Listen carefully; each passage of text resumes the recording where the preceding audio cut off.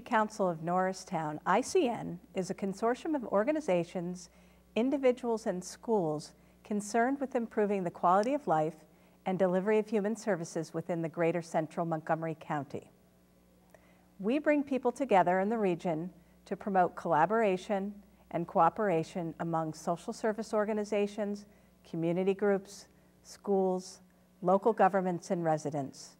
Through this show, ICN presents Making Connections.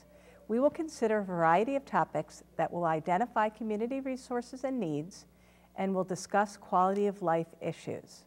We'll talk about strategies for strengthening our families, healthy lifestyle choices, and volunteer options. We hope you'll find our show informative and helpful. Today we'll talk about bullying. I want to share some basics. 66% of youth are teased at least once a month, and nearly 1/3 are bullied at least once a month. 6 of 10 teens witness bullying at least once a day. 1 in 6 children, grades 6 to 10, are victims of bullying each year. That's 3.2 million children, and 3.7 million have bullied others. Bullying has lasting impacts in people's lives, both for the victim and for the bully. Bullying takes many forms, including physical and verbal assaults, nonverbal and emotional threats or intimidation, social exclusion and isolation, and increasingly the use of computers and telecommunications to send embarrassing, slanderous, or threatening messages. Today we're joined by Officer Carl Fisher and by Diane Vella. Officer Fisher's with East Norriton Police Department, and he works at the East Norriton Middle School.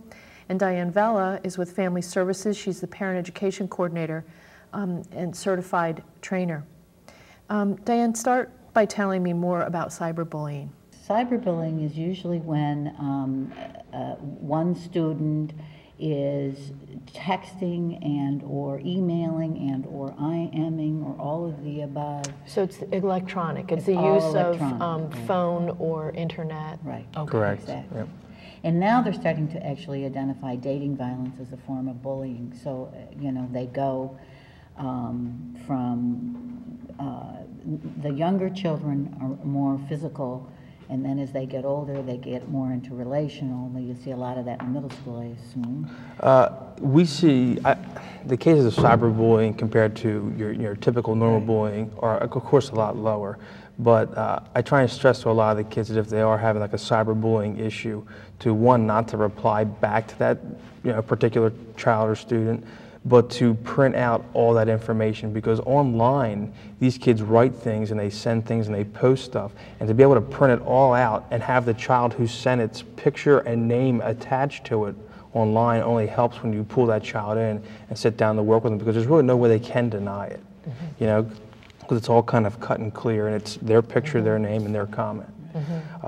Also, like you were saying, there's no face-to-face contact with the online stuff, so it's a lot easier to write something and say something, really harsh, I guess you'd say, online, because there is no face-to-face, and There's also like this invisibility. Correct. It's like almost like they're not going to know it came from me, yet, like we said before, it's their picture and their name. Right. Also, the ability to send it, I guess, like a mass email or to many people, just by the click of a button. They're forwarding it all over the place, and it can be anonymous, because they could set up, an anonymous or a fake username, Correct. And then it's very difficult. A fake account. Exactly, Absolutely. and it's very difficult to trace, and it's very, kids that are very impulsive. They have, very limited judgment and impulse control. So, to have them take a deep breath and not react to Correct. it is very, very hard to Extremely hard. We try and stress that as well. If it's like physical bullying, I need you to take a step back. I need you to think about it before you, before your next action. Yeah. And the same thing with the online stuff. If someone writes you a mean message on your MySpace account, before you write back to them, think about it, because then you're just going to be almost as guilty or as bad as them, and that's just going to be a kind of like this ongoing online, I guess. Right. Then it just escalates. Correct. It escalates, and then you get then you get the bully victim, and it's hard at some point in those circumstances to tell who's first and who started right, it kind of thing, and it just gets very, very complicated and Is it layered. is it a mutual thing, or do we actually have a victim here? You know, and how do you go about working that out? But the physical bullying is still going on, particularly in the elementary schools, and this is nationally. This is not just Norristown. Oh, sure. And this is and same with the relational. The relational bullying that happens, and boys are primarily the physical bullier nationally.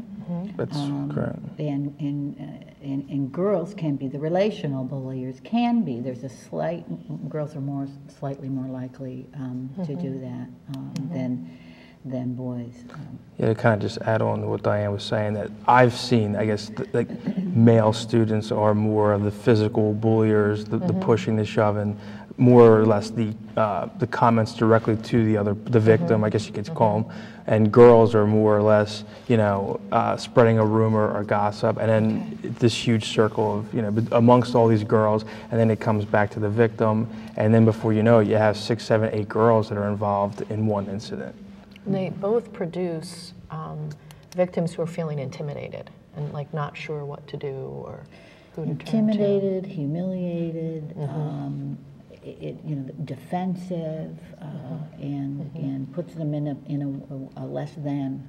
Okay, and that's that balance of position. power that you were talking about. Exactly, and it's very hard then to not internalize that, particularly with children, because that's what they do. They internalize these things, particularly as they get a little bit older and their peer group becomes more and more important. Correct. That gets internalized, and I've done a lot of work with adult women who still have that negativity in their head as grown-ups. Right. So the idea of the intimidation or the less than, that power imbalance, that's the key difference between bullying and a fight between a couple people or among a couple people. Sure. It's that pervasiveness, and it happens more than once, and then the victim starts feeling really out of control. Right. Exactly. And usually with not obviously we said anonymity and one-on-one, but most bullying has some kind of an audience. There's some group effect of it. Right. And so, and one of the points I want to make is that the victims are a small number of people, the bullies are a small number of people, and the bystanders, those who are not actively participating but not actively saying that's not okay, are the hugest number of group. And the Olveus program, that's what we really try and empower that group of people as much as dealing with the victim and the bully. Okay. Very good. I think that's a good transition point for us. We're going to take a break. The professionals here have given us some good information about bullying. We want to listen to what some students have to say about bullying, and then we'll come back and talk more about some solutions and some activities and programs that are taking place. Okay, great. Thanks. I think the worst kind of